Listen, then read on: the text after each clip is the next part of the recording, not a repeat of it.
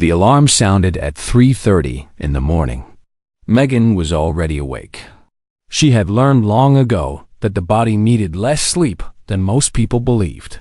What it truly needed was the will to keep moving when rest seemed like the only option. She dressed in her training uniform and stepped outside into the cold, purple darkness of Varith Prime. The first week of training was designed to eliminate the weak. Every species knew this. The instructors made no secret of it. They would push the cadets until some of them broke, until some of them quit, until only those with true warrior spirits remained. For most species, this meant testing their strength and speed. For humans, it meant something far worse. It meant testing how much punishment they could absorb before giving up. The morning run covered 20 miles across terrain that changed every few minutes. The Academy's environmental technology could shift the ground beneath their feet from burning sand to frozen ice to rocky mountains with thin air. Most cadets finished in under 2 hours.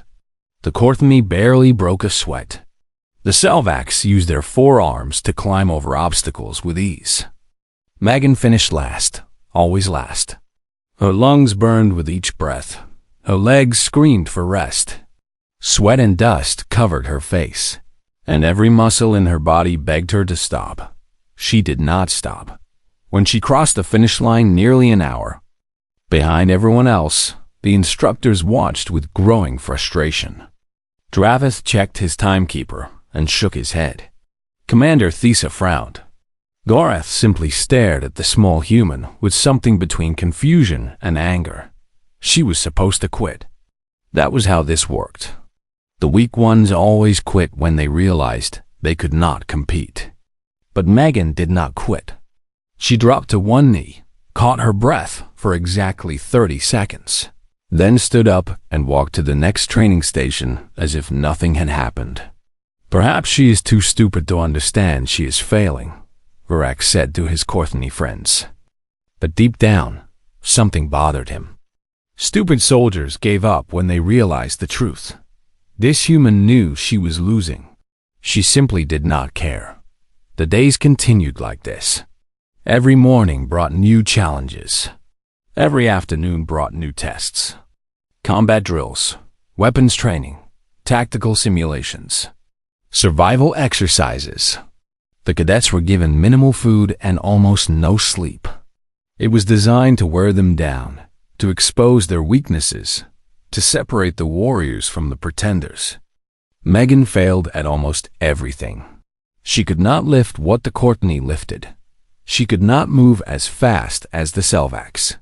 She could not endure the pain that the Malvith shrugged off without feeling. By every measurement the Academy used, she was the worst cadet in her class. And still, she would not quit. On the 5th day, Instructor Gorath decided to end things himself. Hand-to-hand combat training took place in a large hall with padded floors and observation platforms above. The cadets sparred with each other to learn fighting techniques from different species. But today, Garth announced that he would demonstrate proper combat form personally. He pointed at Megan. "You, Earthborn, step onto the mat." The hall went silent. Every cadet knew what this meant. Garth did not spar with students to teach them. He sparred with students to hurt them, to show them their place, to make examples of those who had somehow survived longer than expected. Megan walked onto the mat without hesitation. Garth towered over her. He stood 8 feet tall and weighed over 400 pounds of pure muscle. His gray skin was covered with old scars from countless battles. His tusks had been sharpened to points.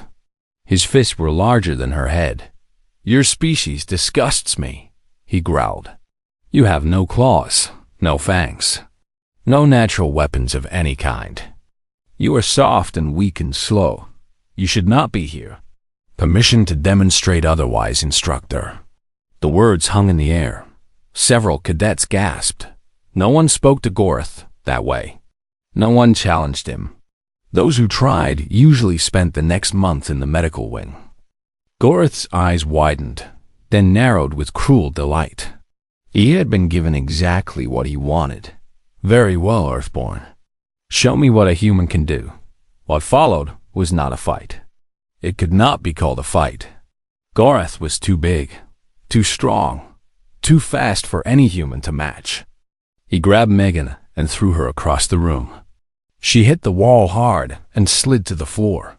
Before she could stand, he was there again, lifting her with one hand and slamming her onto the mat. Her ribs cracked on the second throw. She felt them break, felt the sharp pain shoot through her chest. Goreth hit her with a backhand strike that sent blood spraying from her nose. He kicked her in the stomach and watched her roll across the floor, gasping for air, and then she stood up. Goreth stopped smiling. He charged forward and knocked her down again. This time, he felt something in her shoulder pop out of place. Her left arm hung at a wrong angle. Her face was covered in blood. She could barely breathe, and still, she stood up. The hall had gone completely silent. No one moved. No one spoke. They simply watched as this tiny broken human rose to her feet again and again, refusing to stay down no matter how much punishment she received. By the 10th minute, Goreth was breathing hard. His strikes had become wild and uncontrolled. He was hitting her with everything he had, but she kept getting up. She kept facing him. She kept refusing to yield. Enough. Commander Thiz's voice cut through the silence like a blade. Medical team to the training floor. Now. Megan shook her head, blood dripping from her chin. I can continue, Commander. That was not a request, Corporal. Report to medical. Immediately. The medics rushed onto the mat with stretchers and emergency equipment. As they loaded Megan onto the stretcher, she turned her head and looked directly at Goreth. The massive Corthany expected to see defeat in her eyes. He expected to see fear or hatred or pain. Instead, he saw something that made his four hearts skip a beat. She was smiling, It was not a smile of mockery or arrogance. It was the quiet smile of someone who had accomplished exactly what they intended. She had tested him. She had studied his movements, his patterns, his weaknesses. She had used her own body as bait to learn everything she needed to know. And she had succeeded. What is wrong with that creature? Goreth whispered to Draveth after the medics carried her away. Draveth did not answer. He was already walking toward his private quarters, his mind racing with a single thought that he could not shake. Something was very wrong about Corporal Megan Cole. Something hidden behind that simple identity file. He needed to find out what it was before it was too late. The transport shuttle landed on Vorith Prime with a loud hiss of steam and pressure. The doors opened slowly, and the cold purple air of the alien world rushed inside. Megan Cole stood up from her seat, grabbed her small bag, and walked toward the exit. She was the only human on the shuttle. She was also the smallest person on board. The Galactic Military Academy stood before her like a mountain made of black glass. Its towers reached so high that clouds wrapped around them. For 8,000 years, this place had trained the best soldiers in the galaxy. Warriors from over 200 different species had walked through its gates. Most of them were massive creatures with natural armor, sharp claws, and strength that could crush metal. Megan had none of these things. She was just a human woman with brown hair, hazel eyes, and a body that looked fragile compared to everyone around her. She stepped onto the landing platform and immediately felt hundreds of eyes turn toward her. The other new cadets stopped their conversations. The instructors paused their work. Everyone stared at the small human walking across the plaza like she belonged there. A group of Corthany warriors stood near the registration building. They were 8 feet tall with gray skin, tusks growing from their lower jaws, and muscles that rippled under their uniforms. One of them, a young male named Vorax, pointed at Megan and laughed loud enough for everyone to hear. "Look at this," he said to his friends. "Another Earthborn has come to play soldier." How long do you think this one will last? The last human quit after 4 days. Another Courtney replied. I bet this one does not make it past 2. She looks like a child, Varax continued. Do humans send their children to fight their wars? Is that why they are so weak? Megan heard every word. She kept walking. Her face showed nothing. No anger, no fear, no shame. She simply moved forward, one step at a time, until she reached the registration desk. Senior Instructor Draveth sat behind the desk. He was a Selvax, a species with 4 arms, 4 eyes, and skin the color of dark bronze. His lower left arm had been replaced with a cybernetic limb made of black metal, a reminder of some old battle. He looked at Megan the way someone might look at an insect that had crawled onto their food. Name, he said flatly. Corporal Megan Cole, Earth Federation Marines. Draveth typed something into his terminal. His 4 eyes scanned the screen, and then all of them narrowed with what could only be described as disgust. 3 years of service, he read aloud. Basic combat training. Standard weapons certification. No special operations experience. No enhanced genetics. No cybernetic modifications. He leaned back in his chair and made a sound that served as laughter for his species. Tell me, Corporal Cole, do you understand what this academy does to soldiers with 10 times your qualifications? I understand, Instructor. Do you? He stood up, all 4 arms spreading wide as he towered over her. This academy breaks warriors. It takes the strongest fighters from across the galaxy and turns half of them into failures. The Courtney, who were born for combat. The Selvax, who have 4 arms to fight with. The Malvith, who feel no pain. All of them struggle here. Many of them fail. And you, a soft little human with no natural weapons. No armor, no enhanced senses. You think you can succeed where they could not. Megan looked up at him. She did not step back. She did not look away. I understand, Instructor, she said again. Draveth stared at her for a long moment. Then he shook his head and pointed toward a distant building. Barracks 7. You will sleep with the other lesser species. Report to the training grounds at 400 hours tomorrow. And Corporal? He waited until she met his eyes again. Try not to die in the first week. The paperwork is annoying.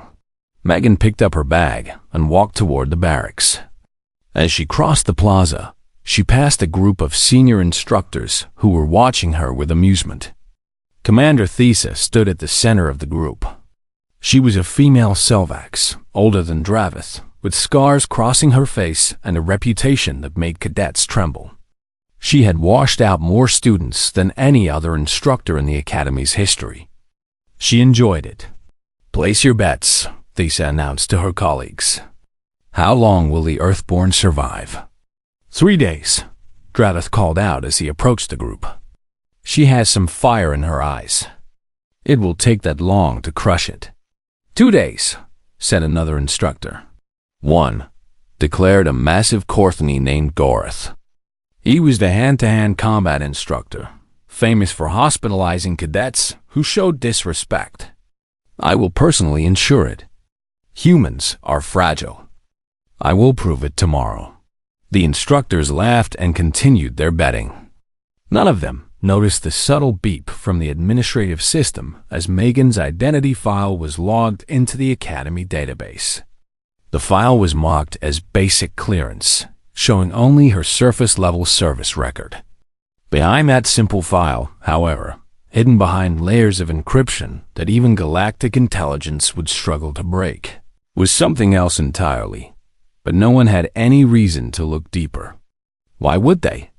She was just another weak Earthborn, another future failure, another name that would be forgotten within a week. Megan reached Barracks 7 as the purple sun began to set. The building was small and old, clearly the worst housing the Academy had to offer. Inside, she found a narrow bed, a metal locker, and a window that looked out over the training grounds below. She set her bag on the bed and stood at the window, watching the other cadets prepare for dinner. Tomorrow would be hard.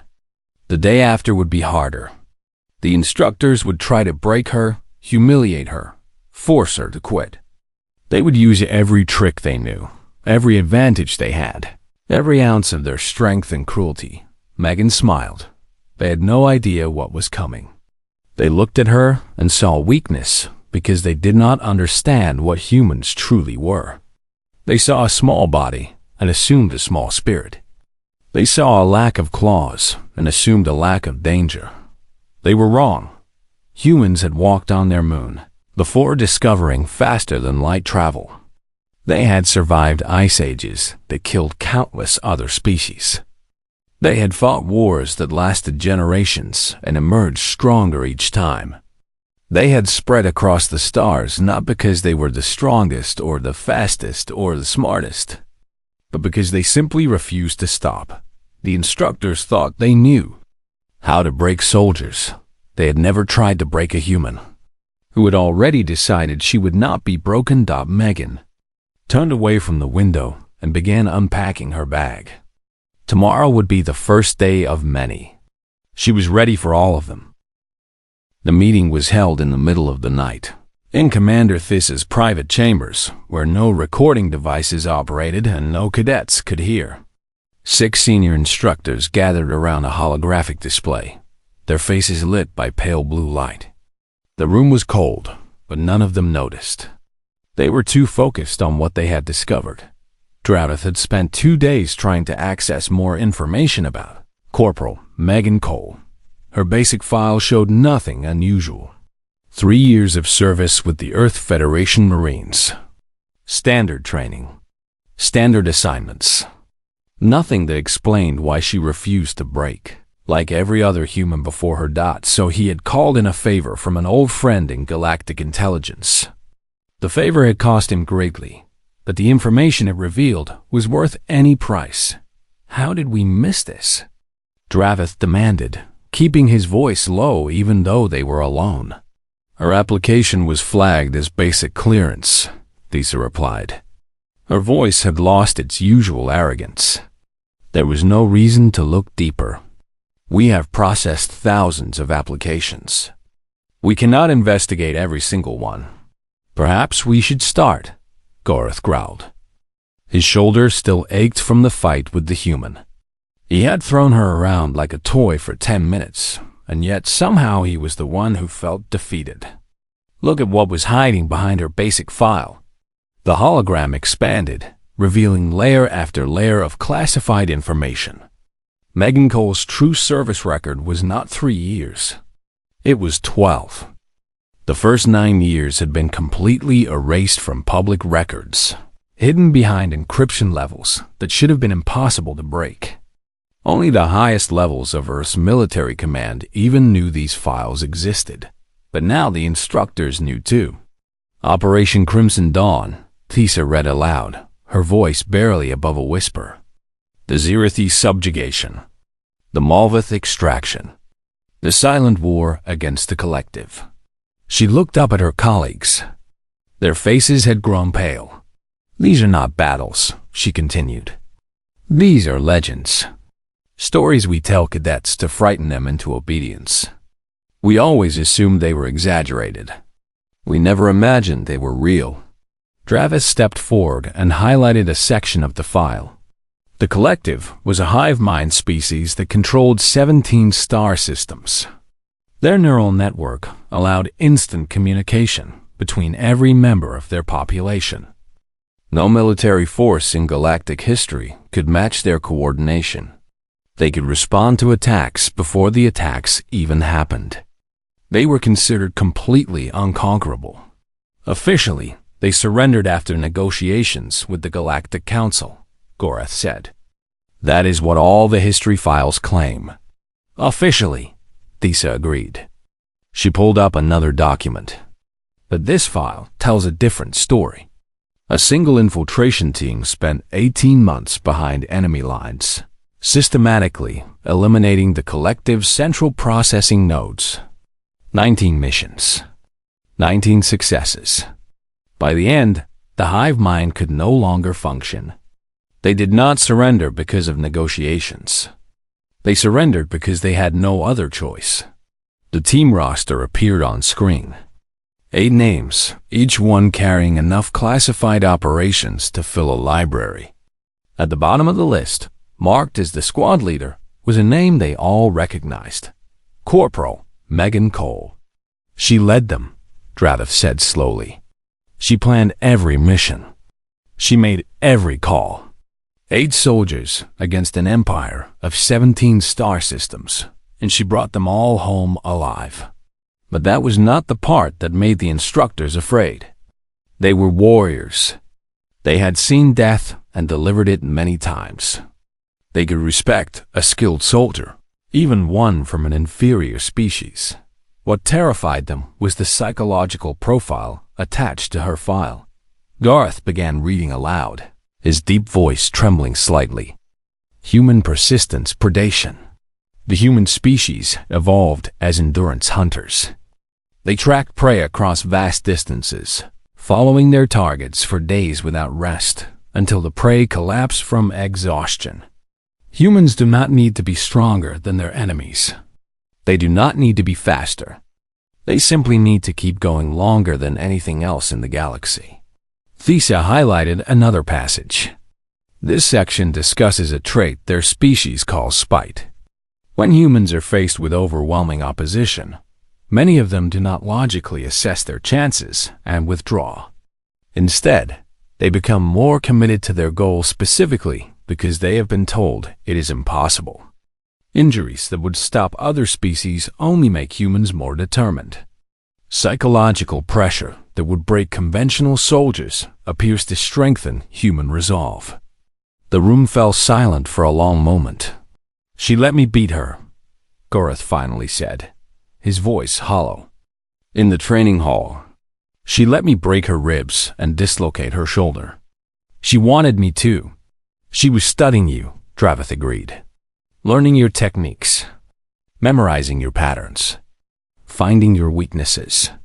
And you gave her everything she needed because you were too busy enjoying your victory to realize you were being played. Another instructor spoke up. He was a Malvith, a species known for feeling no pain. There is more here. Look at this section about human trauma response. He enlarged a portion of the psychological analysis. Humans possess a capacity for what they call compartmentalization. They can experience extreme trauma and continue functioning at high levels by temporarily setting aside emotional responses. Other species require time to process difficult experiences.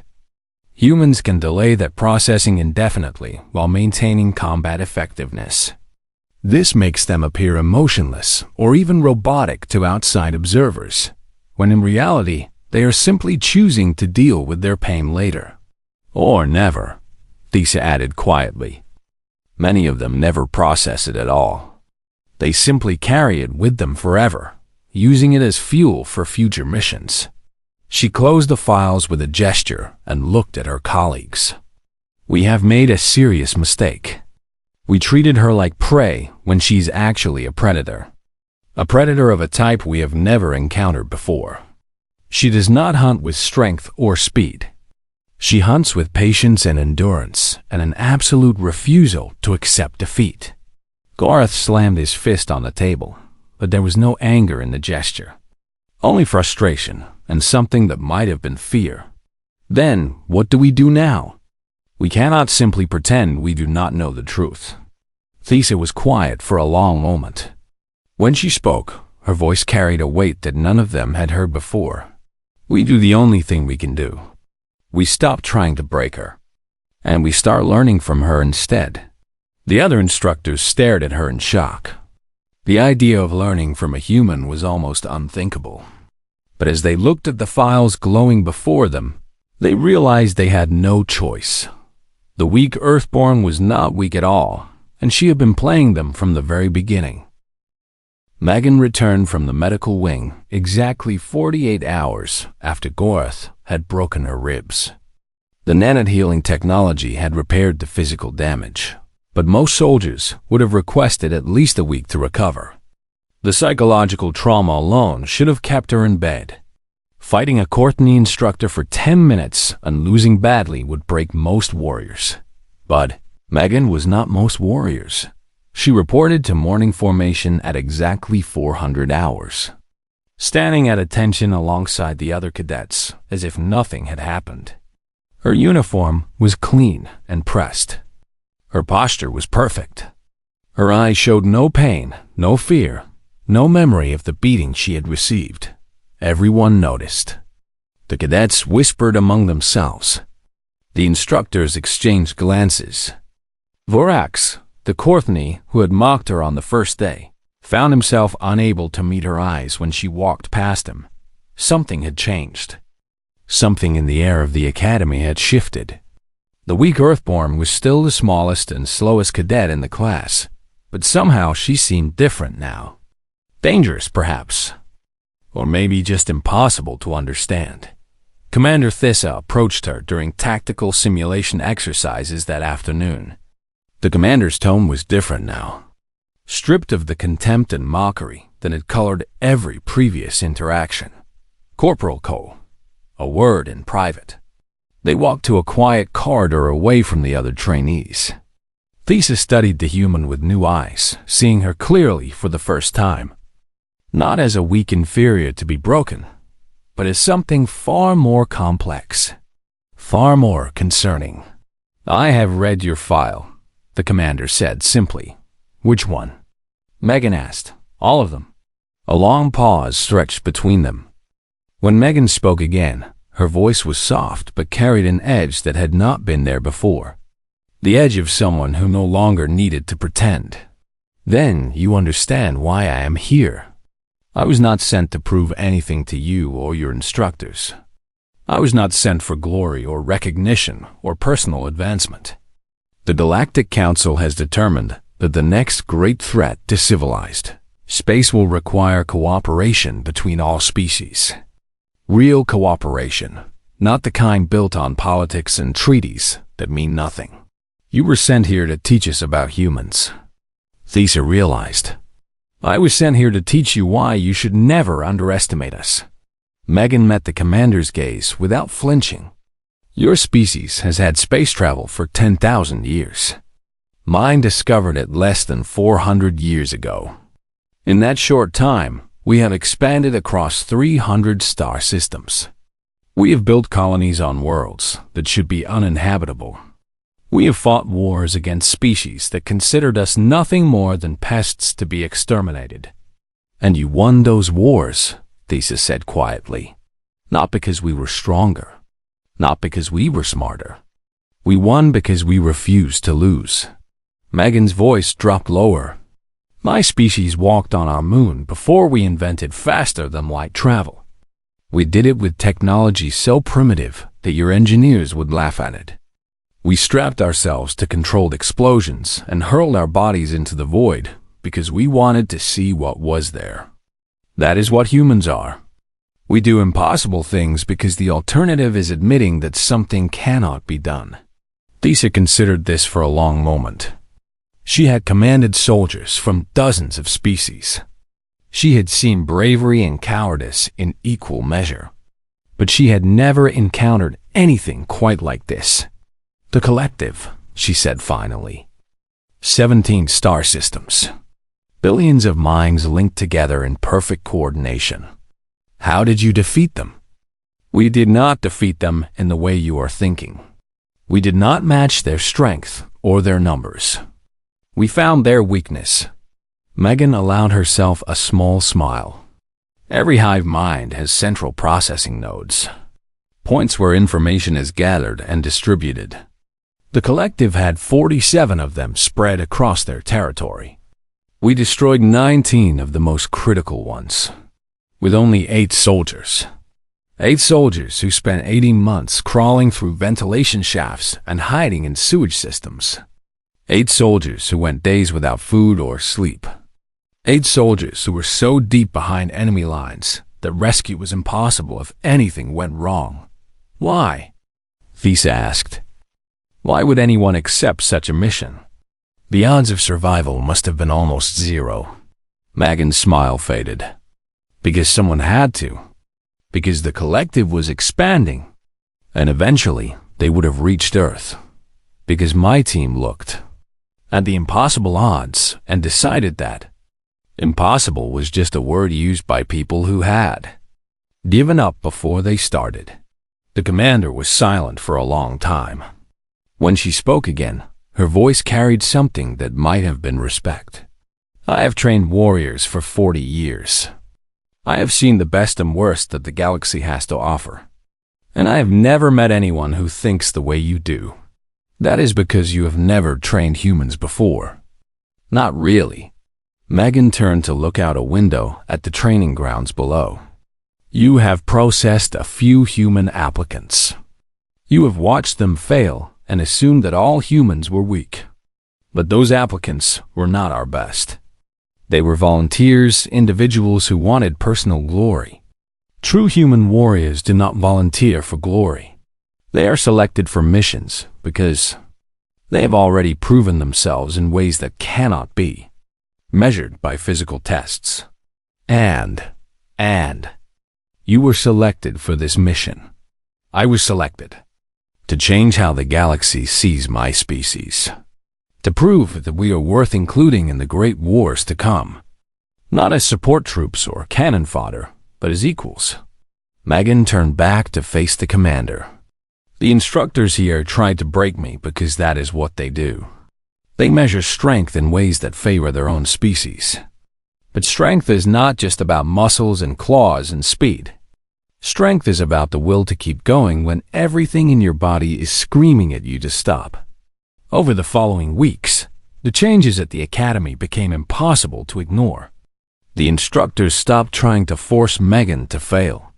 Instead, they began asking her questions. How did humans maintain morale during extended operations?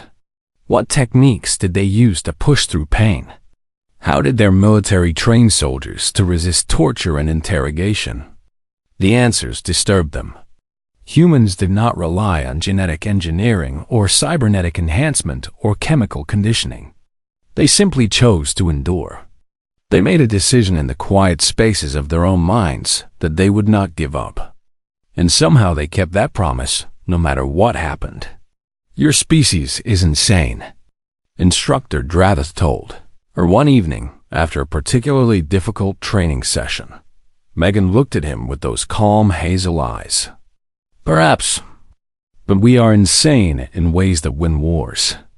And when the next great threat arrives, the galaxy will be glad to have us fighting alongside them. Dravith could not argue with that. None of the instructors could. The weak Earthborn had become something else entirely, and the academy would never be the same. The final examination at the Galactic Military Academy was called the Crucible. It was a week-long survival test that had broken more cadets than any other challenge in the Academy's history.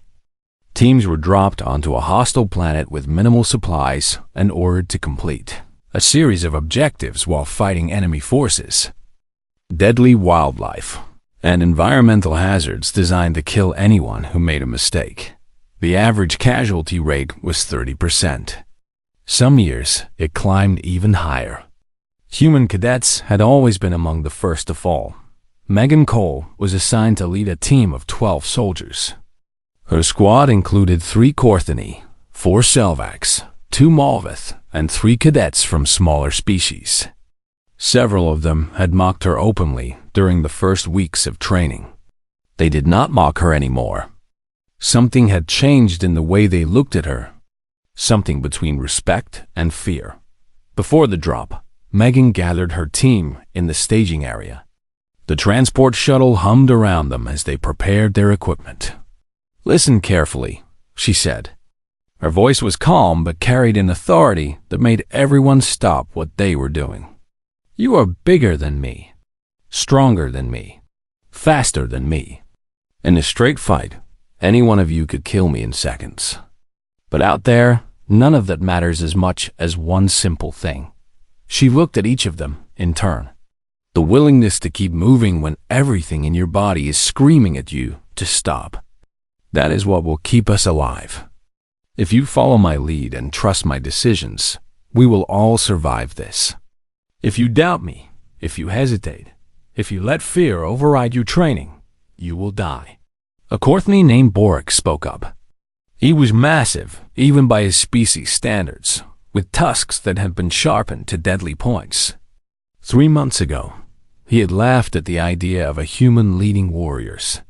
How can you be so certain we will survive? The statistics say otherwise. Megan met his eyes without fear. I have survived worse. I have led soldiers through hell and brought them home alive. I did not intend to break that record today. Something in her voice made Boric believe her. He nodded once and returned to his equipment. The Crucible was everything the Academy had promised and more. The planet they dropped onto was a nightmare of hostile terrain. Acid swamps that could dissolve metal. Forests filled with carnivorous plants and predatory creatures. Mountains with air so thin that most species struggled to breathe. For 3 days, Megan's team moved without stopping. They slept in shifts of 2 hours each. They ate whatever they could find and filtered water from sources that looked poisonous. Enemy drones hunted them constantly, forcing them to stay alert every second of every day. On the 4th day, they walked into an ambush. Robotic combat units had been waiting in a narrow canyon, programmed to target any weakness. The firefight lasted 40 minutes. 2 of Megan's team members were injured badly enough that they could barely walk. "Leave us," one of them said. A Selvax named Tora, who had taken a plasma round to her lower right arm. "We will only slow you down." "No one gets left behind," Megan replied. She organized the team to carry the wounded, redistributed equipment, and kept them moving. On the 5th day, a poison gas attack forced them to seal their helmets for 18 straight hours. The filters were not designed for such extended use. By the end, they were all breathing air that tasted like metal and chemicals. On the 6th day, a bridge collapsed beneath them as they crossed a 1,000-foot chasm. Megan was the last one on the bridge when it fell. She grabbed a broken cable as she dropped, and for a terrible moment she hung over the void with nothing but her own grip strength, keeping her alive. Her arms burned. Her fingers started to slip. The rocks below waited patiently for her to fall. Then a massive gray hand reached down and grabbed her wrist. Boric pulled her up with one arm, lifting her over the edge as if she weighed nothing. They lay on solid ground for a moment, both breathing hard. "Thank you," Megan said simply. "You would have done the same for me." It was not a question. They both knew it was true. On the 7th day, with the finish line finally in sight, an emergency alert flashed across their communication systems. Another team had been caught in an avalanche 3 miles to the north. They were trapped and injured. Their distress beacon was fading. The rules of the Crucible were clear. Teams could render aid or continue to the objective. They could not do both. The trapped team was in the wrong direction. Reaching them would cost hours they could not afford. Megan did not hesitate. "We go back." "But the objective," Tora protested. "We are so close." "The objective will still be there when we finish. Those cadets will not." Megan was already moving north. "Follow me or stay here. Either way, I am going." They all followed. The rescue operation took 5 hours. 2 members of the other team had died in the avalanche. 4 were in critical condition. 6 could walk but barely. Megan's team dug them out, stabilized their injuries, and helped them toward the extraction point. They crossed the finish line 7 hours past the optimal completion time. By traditional scoring, they had failed. Commander Thissa was waiting for them. "Corporal Cole, you abandoned your primary objective to rescue a competing team. Do you understand what that means for your evaluation?" Megan stood at attention. Blood dripped from a gash on her forehead. Her uniform was torn in a dozen places. Exhaustion lined every feature of her face. I understand that 10 soldiers who would have died are now alive because of my decision. I understand that the purpose of this academy is to create leaders who protect life, not sacrifice it for points on a scoreboard. And I understand that if any instructor believes I made the wrong choice, they are welcome to explain their reasoning to the families of those cadets. Silence stretched across the extraction zone. Then Commander Thesa did something that no cadet had ever seen before. She raised her upper right arm in a full formal salute. The kind of salute reserved only for superior officers. Welcome to the Graduate Corps, Captain Cole. The promotion was immediate and unprecedented. But what happened in the following months was even more important.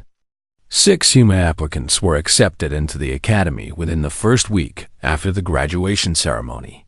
Within a year, the number had grown to over 100, and every single one of them was assigned to a special training program designed by a small, quiet woman from Earth who had taught the galaxy something it had forgotten. Strength is not measured in muscles or claws or natural weapons. Strength is measured in the will to keep standing when everything else has fallen. And in that regard, humans were stronger than anyone had ever imagined. Commander Thesa visited Megan on the day she was assigned her first permanent command. They stood on a balcony overlooking the academy grounds, watching a new class of cadets begin their training. You knew this would happen, Thesa said. From the very first day. You planned all of it. I hoped, Megan corrected. Planning only takes you so far. The rest is just refusing to quit until you get where you need to be. Thesa was quiet for a long moment.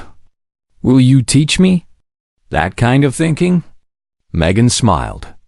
It was the same smile she had worn in the training hall after Gorath broke her ribs. The smile of someone who had already won a victory no one else could see. That is exactly why I am here,